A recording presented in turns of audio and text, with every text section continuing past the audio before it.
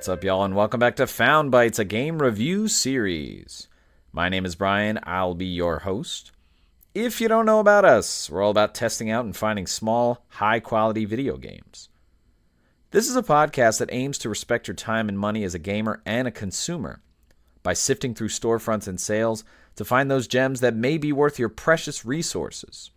If you're interested in reaching out or helping out, feel free to email us at foundbytesgrs@gmail.com, tweet at foundbytesgrs, and also rate and subscribe to us on whatever podcast feed you're using.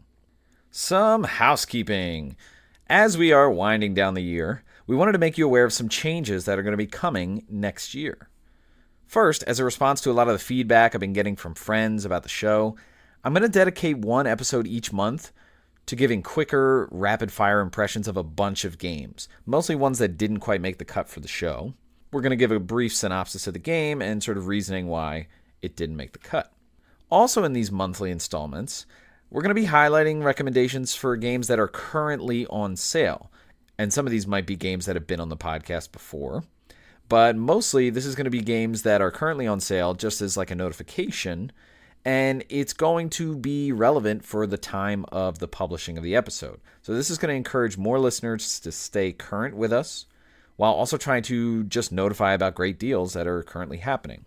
And if you've been following us on Twitter, you may have seen that I've already been doing this, but I'm not sure how many people it's reaching, and also I don't know the long-term viability of Twitter at this point. Lastly, we wanted to make you aware of a special episode series that we're going to start airing monthly through the podcast called Developer Spotlight. This is going to be a longer-form interview series with actual indie developers. If you are a game developer and interested in talking with me, please reach out in any of our channels. If you're a bit hesitant about it, feel free to listen to a couple of the episodes that are going to come out and see kind of what the format's going to be. I have a couple recorded so far, so I'm hoping this will be a fruitful and engaging endeavor and make for some pretty good content. We should be starting both of these changes in January of 2023, so coming up pretty soon, and they'll affect the show as follows. So these monthly sort of highlight episodes that I'm thinking we're going to call Tales and Sales, those are going to replace the last normal episode of each month as kind of a breather for all of us. And the monthly Developer Spotlight series is going to be published as additional content on about the second or third Monday of each month, depending on where things split. So lots of good things coming to the podcast. Thank you so much for listening and supporting. It really means a lot. And let's see where this thing can go next. But enough about the show. Let's get into our next game.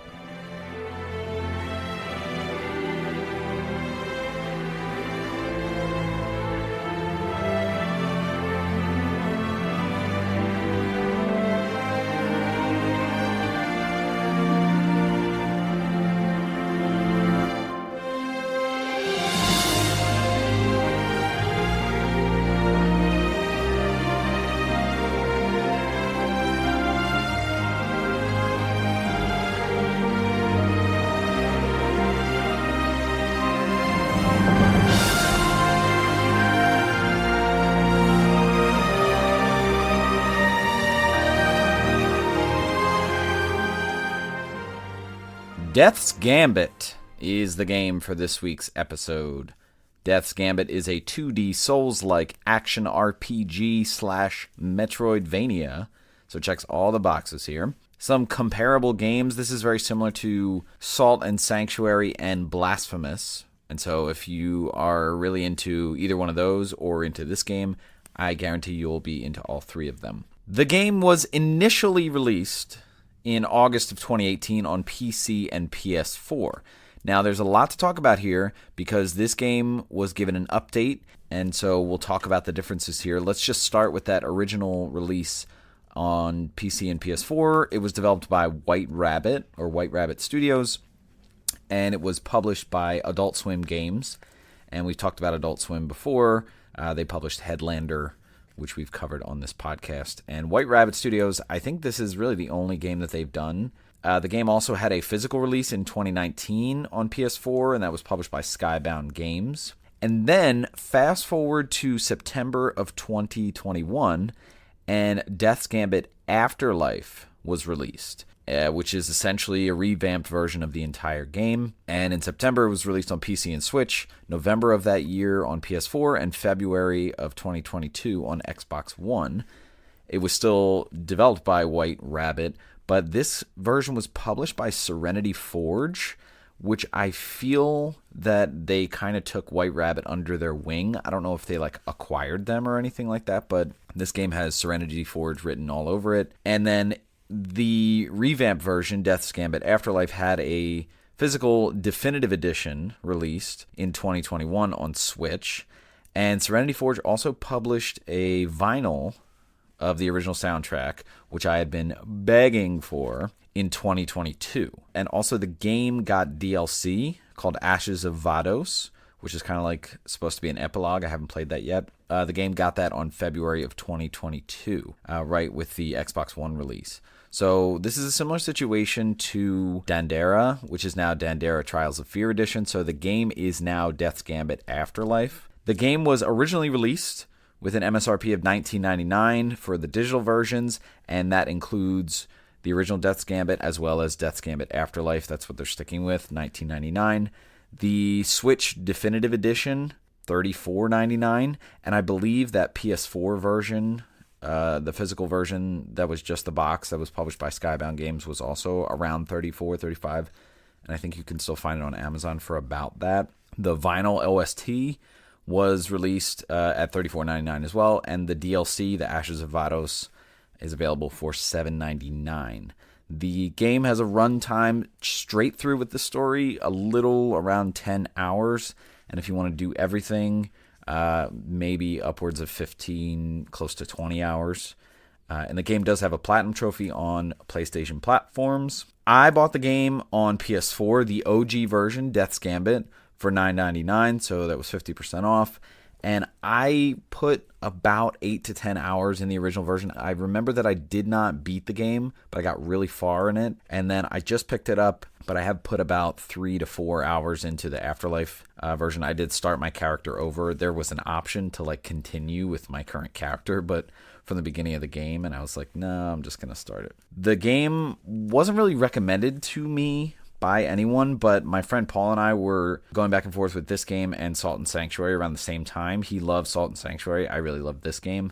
I'm not sure if he played it, but I definitely sunk my teeth into this way back when, and I just kind of saw it on the store, and I'm a big Soulsborne fan, so it looked right up my alley. There is another podcast called Bonfireside Chats, which is a podcast that my friend Paul turned me on to, which is these two guys, Cole Ross and Gary Butterfield, that basically review in depth all of the Dark Souls, Bloodborne games, like the areas and the lore, and they really go into a deep dive. And so they did a deep dive on Death's Gambit, a 3-part episode series, but it was the original version. I think a lot of the major gameplay mechanics and story stuff is still relevant. But the other thing is this podcast, Bonfireside Chats, is now behind a paywall of $5 a month through their Patreon. Anyway, just to say, I really love these guys and I love this podcast. So if you're into finding new podcasts about games, this podcast that they do, as well as another one they do called Watch Out for Fireballs,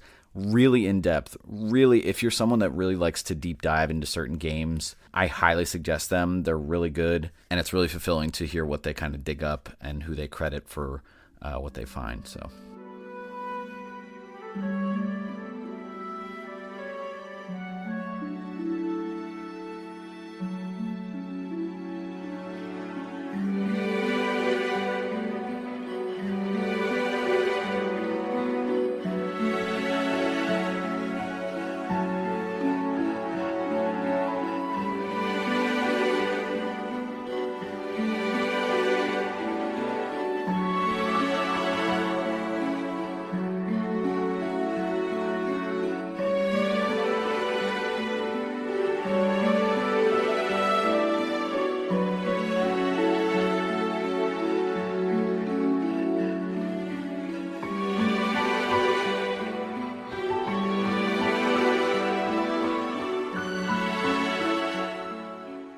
All right, let's talk some gameplay. This game is a 2D Metroidvania, and so that's going to be your traversal. You know, you're jumping, you're going side to side. You're kind of platforming a little bit. And the map is what you would expect it to be if you look at the map screen. These boxes that just show where you are and where you're going. Some light backtracking. In all honesty, probably less in any Metroidvania than I've ever seen. And I really want to commend this game for that. But it's mainly going to be your action RPG with melee combat, some ranged. So let's talk about your character. So what is different about this game is you will be selecting your class, and while that in itself is not different, you will get sort of like a mini trial period. Like you can pick a class and then try out the moveset for a little bit before you confirm that you actually want it, which is very nice. But the classes are going to be some typical things like soldier, assassin, wizard, but then other things like blood knight, sentinel, noble, acolyte of death. All pretty interesting, and they all come with sort of their different play style or maybe some different bonuses or benefits. Like the blood knight was something that I picked my first go around in this game because it reminded me a lot of Bloodborne, because there's like a health regain system when you get hit if you hit back. Wizard, I haven't tried any kind of magic in this game. I'm very interested as to how it would go. So my first playthrough I did Blood Knight, and then this one I'm doing Assassin. But some of them are really interesting. Acolyte of Death, I think, has some story implications, and some of the save points, I think you can do special things or add more save points or something like that. There's definitely some variation in how the game would go depending on your class. But regardless, I don't think that, you're really missing out. Each one of these, I think, has their own sort of specialization and really cool stuff. Your stats and scaling. So in this respect, this is very Dark Souls. You have typical stats that you might have in a game like that. So you've got vitality, strength, finesse, endurance, intelligence, and haste. You could probably guess what these do. Some of these will be directly involved in scaling for damage for specific weapons, and the weapons will tell you what stats they scale with. But primarily vitality is going to be health, and other sort of resistances. Strength is strength. Finesse is more for like dexterity based weapons that you would normally think. Endurance is more stamina and general health as well. Intelligence is more magic, and haste has to do with like cooldown. And then there's another stat called will, and this is not something that you directly affect.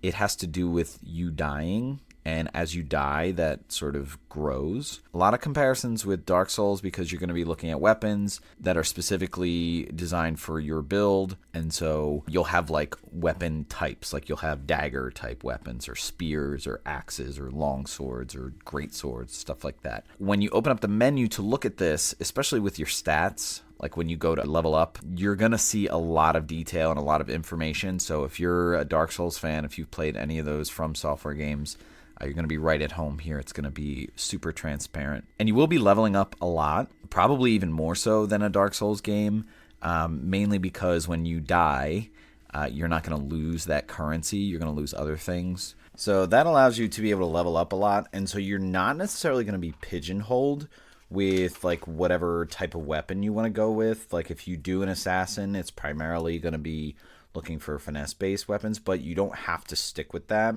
There will be a talent tree for your class where you can get passive bonuses, and every time you beat a boss, you get a point that you pick a passive ability in your talent tree to add, but it's not tied to weapons, so you can really change what you're going for in terms of weapons and combat style, and it's not really going to alter what class you are or vice versa. Your inventory. So when you open the menu, you'll see sort of blank spaces where you can equip different things. So for armor, you can equip a helmet, a cape, and boots, and you can equip weapons. There's a good variety of weapons. Like I said, there's different classes or types of them, like daggers and axes. You can equip one weapon, and you can have two separate types of attacks with that weapon, or you can equip two weapons and kind of have them going at the same time. And you can upgrade weapons, and there's also a recycling economy, like once you get a better helmet or once you get a better weapon or something like that, you can recycle them for upgrade parts. There's a good amount of weapons that you get, and you'll get duplicates of one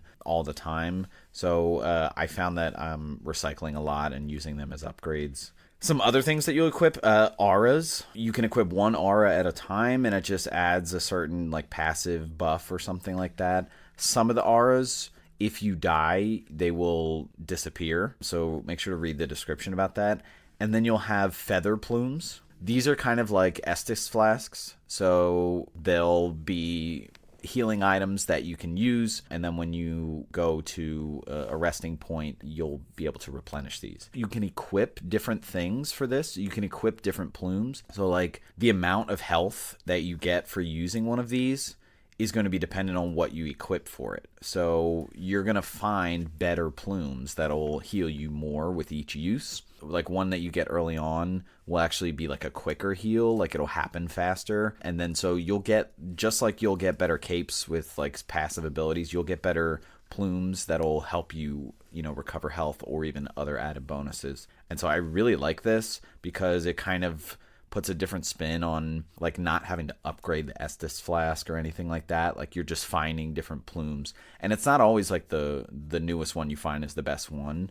Like depending on the strategy of like a boss fight or where you're going in an area, one of these might work better than the other. And you'll find a lot of consumables, things that you'll use like in battle and whatnot. You have quick slots just like you would in Dark Souls. So like Feather Plume is going to take up one spot, and then you'll have I think 4 more. And you can cycle through them with the D-pad. And they'll be like, health items. They'll be like stamina recovery, all kinds of things like that. When you're in combat, and again, you can have one weapon or you can have 2 weapons. There's no like trade-off. You don't have to switch hands or anything. You just hit the one button to attack with the one weapon. I like having like a quick weapon in one slot and then like a long thing like a spear in another, depending on the situation. If there's a bunch of guys in a row, I might throw the spear. There's not a whole lot of synergy with combos, but it is pretty quick and nice to just like go back and forth between different weapons. There is blocking. You can equip a shield, and if you hit block at the exact right time, you'll parry the enemy and then they'll be stunned, and then if you just hit attack, you'll do like a special attack and most likely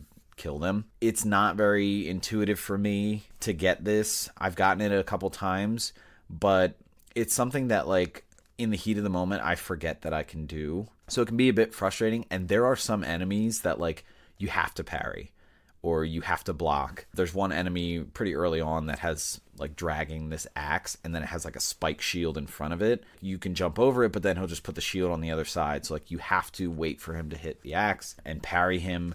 But it's just such a pain, especially because you can't roll through an enemy like that. So there is rolling through. You have a dodge button where you can roll through certain enemies. So sometimes it gets a little frustrating, but I also don't feel like it's that big of a deal. Like if you're struggling with the parrying with a simple enemy, like you might get hit a couple times, but eventually you'll be fine if you just kind of soldier through it. You'll also have abilities that you can use in combat, and you can equip up to 3.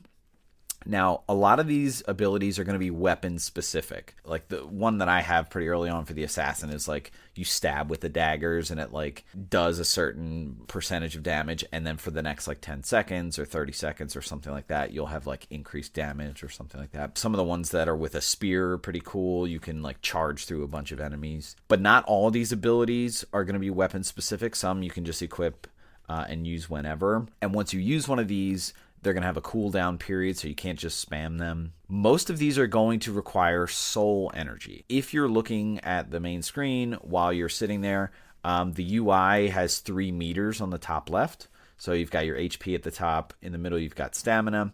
And then at the bottom, you have soul energy. And if you're just sitting there, the soul energy meter is probably empty. And so this fills as you hit and kill enemies, but it constantly ticks down. You can't use an ability unless you have enough soul energy, so you need to like swipe at an enemy a bunch of times, and then you can start to use some of your abilities. Not all of them are going to require soul energy. Some you can do just normally. I like this economy. I also like the ability to kind of vary your different skills that you use with different weapons. So like if you have 3 slots, and I'm using daggers in one hand and a spear in another, I might use one of my ability slots for the spear and then the other 2 for the dagger, or like one for the dagger, one for the spear, and one that is not weapon specific. So I like that there's like this variation that you can do, and I like the customization there. When you kill enemies, you're going to get this currency called essence. Just like, Souls in Dark Souls or Blood Echoes in Bloodborne. This is what you're going to use to level up, to buy items. And so you're going to be looking for shops to do this. And primarily where you're going to do all of this is in the hub. And the hub is like the main area that you go back to. It's kind of like the central area in the game. And when you go here, there are a couple different shops. There are a ton of NPCs. There's like the main death statue, which is where you level up and where you rest, kind of like your bonfire. But there are also a bunch throughout that you can do the same thing. And you can also buy consumables, you can buy weapons, you can talk to NPCs, and you can learn abilities from NPCs. So this hub is not like in a teleported place or anything like that. It's like central in the map. And so you will find yourself manually coming back here a bunch. From a travel and map perspective, it might feel a bit Metroidvania because of that, but personally it didn't get on my nerves having to like physically go back to the hub or whatnot, because like I said, it is a central location. The game is really good about traversing, about gating you off, telling you can't go to certain areas, but at the same time not confusing you or making you backtrack to go to certain places. Like, it's not like you go down this really long place and then you see a door that you can't pass. Like, it won't let you go far down a path if you're not ready for it or if they don't want you to go there. But what's good about it is, like, there's not one place to go at one time. There are multiple paths that you can go from, especially in the beginning of the game from the hub. I do encourage you to explore and just kind of react to what you're given or whether you're blocked off and whatnot, because there's not really a place where you shouldn't be going that you can go to. In terms of fast travel, underground, like directly down, is like this sewer straight line, and you have a horse. And the horse essentially is going to be able to travel straight. It's not going to be anything combat related, like you don't have to fight while on the horse. But the horse just runs. I think this is meant to be a system where it unifies all the areas and makes it easier to also get back to the hub. As you progress through, the horse won't be able to move further, so that's kind of communicating to you, like, hey, you might need to go up here, or like open up some things up here, or like go to this area now. There is literal fast travel where you can kind of jump, I think, between the death statues, which are like the bonfires, but I think you need to beat a certain boss for access to that. Speaking of the death statues, so these are placed throughout the game. You can rest here, reset the amount of plumes that you have versus what you used. It'll reset the area, so the enemies in the area, you can equip different abilities. You can level up by spending that soul essence, and you can also recover plumes. So this is what's interesting about dying, because when you die, you don't lose the currency, you actually lose one of your plumes, and it stays where you were, much like you would have to go and recover the currency. But what's interesting is you can actually just spend currency at the death statue to recover lost plumes. Also, at the death statues, you can augment plumes, so you can actually trade them in temporarily for increases in damage output. This promotes like this different economy. Again, going along with being able to equip different plumes that do different kind of passive abilities when you use them. I feel like this is a fresh take on the Dark Souls genre that hasn't really been touched upon. Progressing through the game in general, so there are bosses. Sometimes these bosses are going to be optional, and then sometimes they're going to unlock new areas or going to be story elements. Something that's new in this version of the game is you gain like move sets by beating certain bosses, so like a dash in the air or like a double jump, stuff like that. But also what's important here is talent points and being able to put them towards like class passive abilities. And I'm also finding that you can multi-class, and I don't know when you're able to choose that, but that's something that you can also put talent points towards. Something that is also cool is after you beat a boss, there will be an icon that stays in the arena, and you can re-challenge the boss in, I think, what's called heroic mode. So you can play the boss in a more challenging way. And then to the contrary, there's also ways to make the boss easier for you. As you're exploring a certain area, you'll find, I think, up to 2 boss journals. Essentially, they give you a little insight on the boss, and I think it's like plus a certain damage percent towards that boss. So I think like if you get 1 boss journal, it's like your attacks do 5% more or 10% more or something like that. Dying is a major thing in this game. Dying is going to be how you advance a lot of plot points. And it is necessary, and you will get story cutscenes, and like you'll play through memories and things like that. Even more so than the Dark Souls games or Bloodborne. dying is necessary. And I found that even when I was really struggling with a boss, afterwards it almost seemed like I was supposed to get my ass kicked, because there is a feeling of progress through the struggle throughout the whole game, not just in the beginning. Like in mid-game, it's like you're dying and then you're having like a very serious cutscene, or like you come back and like the character that you were fighting is like, how are you back, and all this stuff. And you're going to be interacting a lot with Death, the character. I love these interactions, and I think it really brings a lot out of the game. And just general, in terms of accessibility, I know we talked about some stuff. I just like the extensive customization, and you can respec. You can respec your leveling up, like what stats you're putting points into. You can respec your talent points, and there are a lot of, like I said, choices to go, and there's a very like bounce off mentality. Like if you're going in one direction and you're at this boss and you're really just banging your head against the wall, you can go in different areas. You can go level up fairly easily.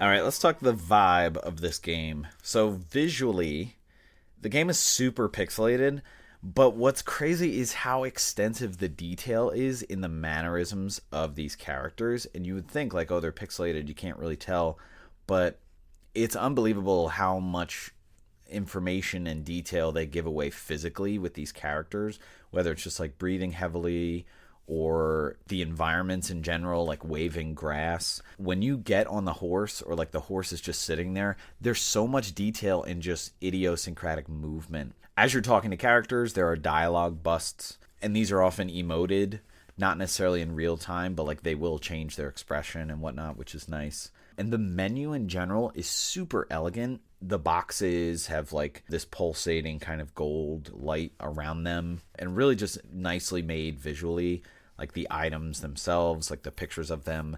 Audio wise, if I've said it once, I said it 1,000 times. The music. There's something interesting about this, because I don't know if I'd go out on a limb and say that this is the best soundtrack that I've ever heard in a game, but I gotta tell you, it's really up there. This music is absolutely sensational. It has epicness just littered throughout it. As I'm sitting in the hub, or even sitting on the main title screen, the hairs on my arms are sticking up. It's so vibrant. It just reeks of adventure, and the environment is just speaking to you through this music. And a lot of voices. Voice acting for the NPCs. I really, really like this. It adds a lot of character, especially because a lot of these characters in general really grow on you. And the character of Death. This is unbelievably epic. First of all, it's voiced by Matt Mercer. If you don't know, Matt Mercer does a lot of D&D podcast stuff. He brings so much to this character. This character is just so incredible. Certainly in a lot of humor with it, a lot of morbid humor. It is death, and the main story here is that your character has died, and so you're actually agreeing to a contract with death. Thematically and story-wise, overall, there's such great character development, whether it's with you, the main character, whether it's with Death, whether it's with some of these NPCs. I think it's unbelievable. And there's a lot of perspective here. I get vibes of like a Christmas Carol, or like even Back to the Future, where it's like, you know, you're reliving memories and you're sitting there off to the side, like saying, oh, how was I, why did I do that, or things like that. So a lot of retrospect. And most of the characters, like I said, there's growth and sort of development there. They start out as very hard and cold to you, and then they really soften as you learn about them. I really just love the interactions as the game goes on with NPCs, and it feels kind of underrated and kind of hidden and a bit forgettable. And it is forgettable because there's no journal and there's no lore book, and this is a little frustrating. I would suggest that you play this game not necessarily in one sitting, but like don't play 5 or 8 hours and then come back 3 months later, because you're going to forget a lot of things and a lot of the feels. And there's really a lot of good feels in this game.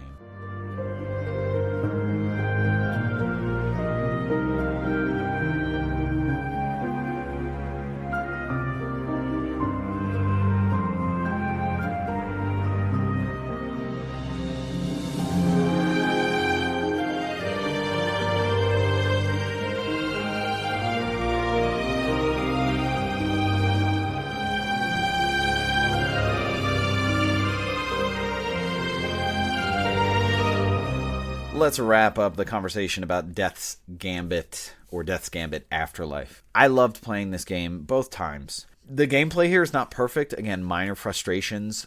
It's definitely not, in terms of combat, as tight as like Blasphemous is. It's not as grueling. It's a bit more forgiving. You can bypass things, like you don't have to keep going back and getting your plumes that you died and left there. In terms of value, I would say that this game is worth the $20 price tag. If you find it for under $10, it's an absolute steal. This is an epic game. It has so much heart. It has an incredible story and characters. The music is unbelievable. It's just so memorable. I had been away from this game for so long. I remembered so many of the epic plot points, just the feelings that certain characters give you. I remembered all that. It really stuck with me. And so, to the frustration that there's not a lore book or a journal or anything like that, I do have to give this game credit for really sticking with you. Alright, that's going to do it for this episode. Stay tuned for our next episode to see what new game we found for you.